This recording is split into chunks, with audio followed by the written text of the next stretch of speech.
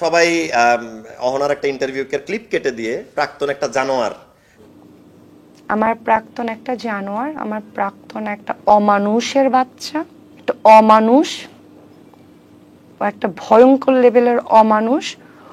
ওকে দেখার পরে আমার অন্য পুরুষ মানুষের উপর থেকে বিশ্বাস উঠে গেছে।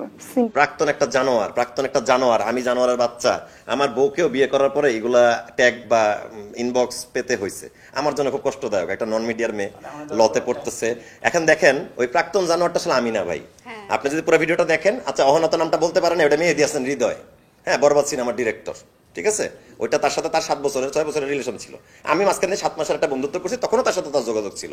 আমার এই কারণেই ওর সাথে সম্পর্কটা টিকে নাই। আমি যখন টের পাইছি যে তার সাথে তার সম্পর্ক ছিল, আমি তাকে বিয়ে করতে পারি না। বিয়ে করা দূরে থাকে, আমি প্রেমটাই কন্টিনিউ করি নাই। তারপরে 2 বছরের গ্যাপ, 23 সালে ব্রেকআপ। 23 সালে গাঁজা খাইতাম, সেটা একসাথে হতে পারে বা হতে পারে না, করতাম। 25 সালে এসে ভাই বিয়ের পরে ম্যারিড লাইফে এটা আমি করতেছি না ভাই, না বাসায়, না সেটে, না বন্ধুদের সাথে।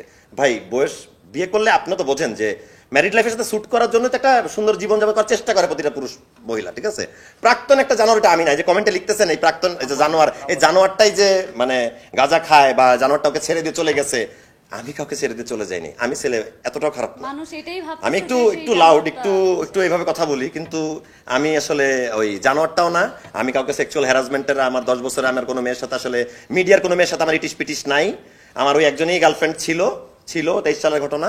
কিন্তু এছাড়া আশেপাশে ওদের সাথে যে 2 দিন কথা বলবো, চ্যাট করছি, এই সামান্থা আসো একটু কফি খাই, আল্লাহর কসম, আমার বাপ মায়ের কসম, আমার এই চরিত্রে এইসব জিনিসটা নেই।